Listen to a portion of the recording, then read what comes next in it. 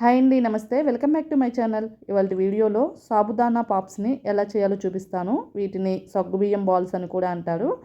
కావాలంటే మీరు వీటికి స్టిక్ పెట్టుకొని లాలీపాప్స్లా కూడా చేసుకోవచ్చు. టేస్ట్ అయితే చాలా బాగుంటాయి. పైన క్రిస్పీగా, లోపల సాఫ్ట్గా, తినే కొద్దీ ఇంకా తినాలనిపిస్తూ ఉంటుంది. మార్నింగ్ బ్రేక్ఫాస్ట్కైనా, ఈవినింగ్ టైం స్నాక్స్కైనా పిల్లలకి స్నాక్స్ బాక్స్లో చేసి పెట్టవచ్చు. ఎంతో ఎంజాయ్ చేస్తూ తినేస్తారు. ఇంక లేట్ చేయకుండా ఈ క్రిస్పీ అండ్ టేస్టీ సాబుదానా పాప్స్ని ఎలా చేయాలో చూసేద్దాం.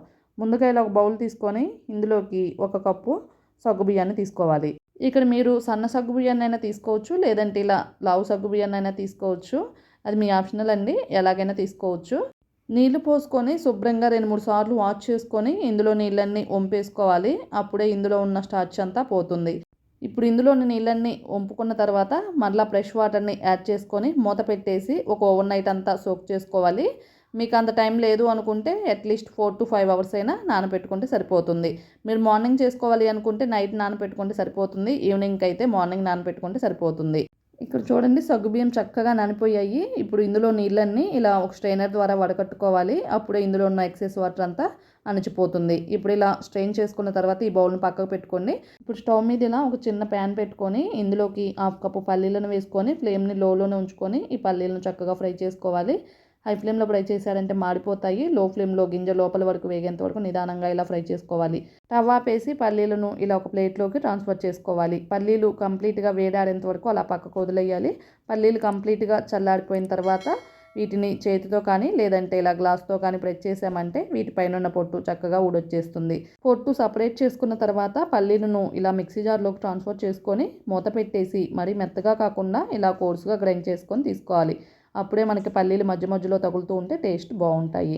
ఇప్పుడు ఇలా 2 బంగాళదుంపలను తీసుకొని కుక్కర్లో నీళ్లు పోసుకొని 3 to 4 విజిల్స్ వచ్చేంత వరకు మీడియం ఫ్లేమ్ మీద ఉడికించుకొని తీసుకోవాలి. పొటాటోస్ ఇలా మెత్తగా ఉడికిన తర్వాత వీటిపైన ఉన్న పొట్టును తీసివేసి పప్పు గుత్తితో కానీ లేదంటే మ్యాషర్తో కానీ ఇలా ఫోర్క్తో కానీ బాగా పలుకు లేకుండా ఇలా మ్యాష్ చేసుకోవాలి.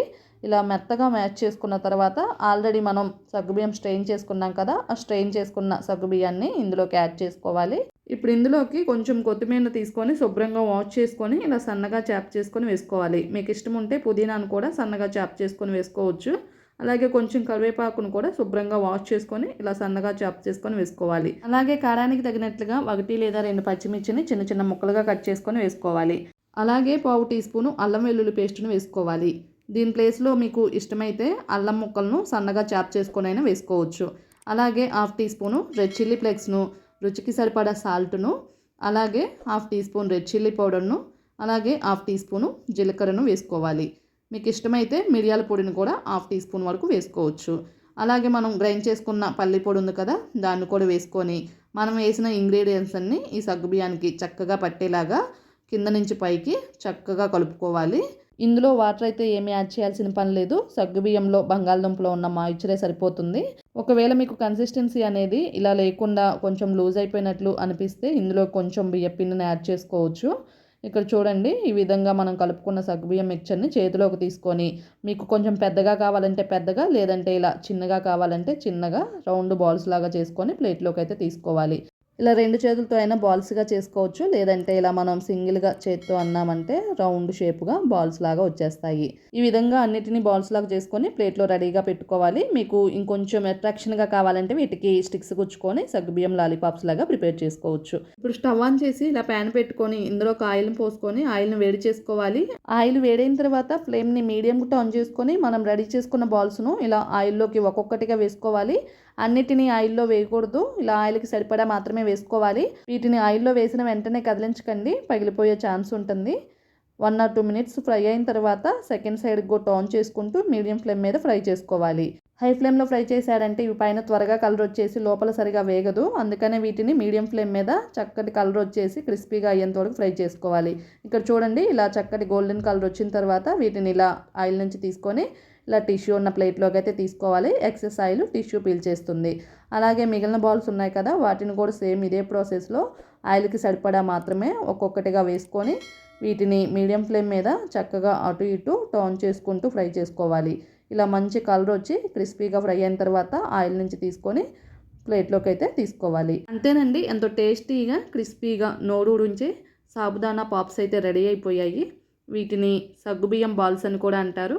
వీటిని మనం స్టిక్ పెట్టుకొని ప్రిపేర్ చేసుకుంటే వీటిని సగ్గుబియ్యం లాలీపాప్స్ అని కూడా అనవచ్చు. చూడండి ఒకటి తుంచి చూపిస్తున్నాను. చూస్తుంటేనే నోరూరిపోతుంది కదా. పైన క్రిస్పీగా లోపల సాఫ్ట్గా టేస్ట్ అయితే చాలా బాగుంటాయి. వీటిని ఇలా ప్రిపేర్ చేసుకొని ఇలా టమాటా కచప్తో సర్వ్ చేసుకొని తిన్నామంటే టేస్ట్ అద్రిపోతుంది. పిల్లలకి ఇలా చేసి ఇచ్చామంటే ప్లేటు అలా ఖాళీ అయిపోతుంది. ఇంకా కావాలని అడుగుతుంటారు. వీటిని మార్నింగ్ బ్రేక్ఫాస్ట్కైనా ఈవినింగ్ స్నాక్స్కైనా ప్రిపేర్ చేసుకోవచ్చు. ఇప్పుడున్న రైనీ సీజన్లో ఇలా పిల్లలకి సాయంత్రం పూట వేడివేడిగా స్నాక్స్ చేసి పెట్టామంటే ఎంతో ఇష్టంగా ఎంజాయ్ చేస్తూ తినేస్తారు. ఇంక లేట్ చేయకుండా ఈ టేస్టీ అండ్ క్రిస్పీ నోరూరించే సాబుదానా పాప్స్ని మీరు కూడా ఒకసారి ట్రై చేసి టేస్ట్ ఎలా వచ్చాయో కామెంట్ బాక్స్లో మీ ఫీడ్బ్యాక్ని తెలియచేయండి. మీకు ఈ వీడియో నచ్చితే లైక్ చేయండి, మీ ఫ్రెండ్స్కి రిలేటివ్స్కి షేర్ చేయండి. కొత్తగా మన ఛానల్ చూసే వాళ్ళు ఎవరైనా ఉంటే సబ్స్క్రైబ్ చేసుకోండి. Thank you for watching.